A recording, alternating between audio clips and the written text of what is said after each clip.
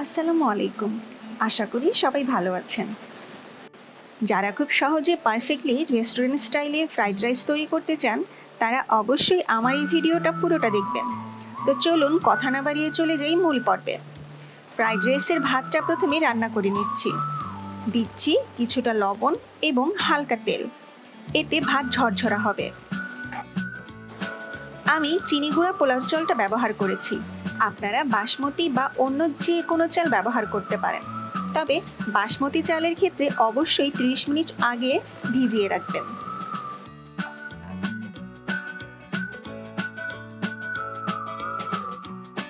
ভাতটা আমি প্রায় 95% সিদ্ধ করে নিয়েছি এবং চাল ছিল 1.5 পট।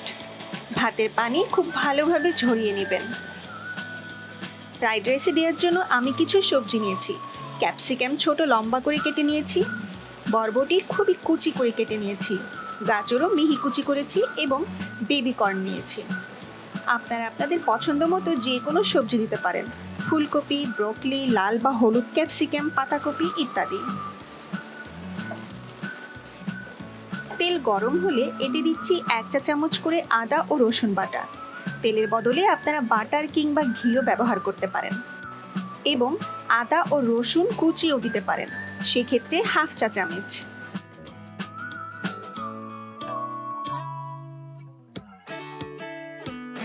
এগুলো একটু ভালো করে ভেজে এর মধ্যে দিয়ে দিচ্ছি শক্ত সবজিগুলো, বেবিকর্ন এবং বরবটি। হালকা লবণ দিয়ে কিছুক্ষণ ভেজে নিব।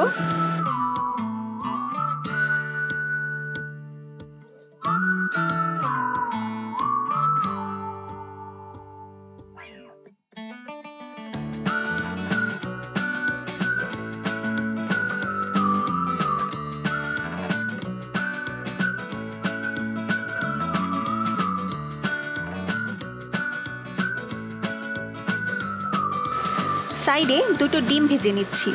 সবজির সাথে ডিম ভাজলে ডিম ভাজা অনেক সফট থাকে।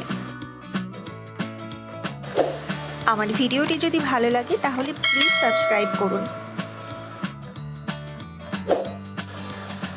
রান্না বিষয়ে কোনো প্রশ্ন থাকলে আমাকে কমেন্ট করে জানান, চেষ্টা করব সর্বোচ্চ সাহায্য করার।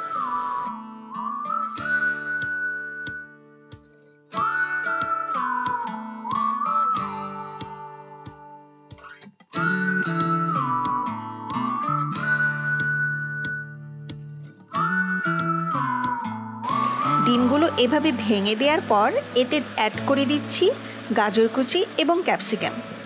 আরও কিছুটা লবণ দিয়ে ভালো করে মাখিয়ে নিচ্ছি।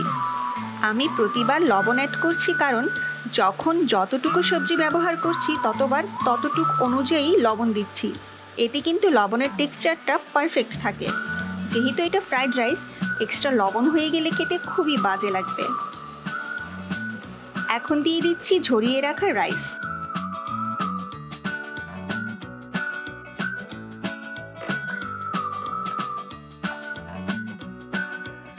অ্যাড করে দিচ্ছি 3 চা চামচ সয়া সস। এই পর্যায়ে খুব ভালো করে হাতল দিয়ে মিশিয়ে নেবেন। মেশানো যত ভালো হবে রাইস কিন্তু তত পারফেক্ট হবে।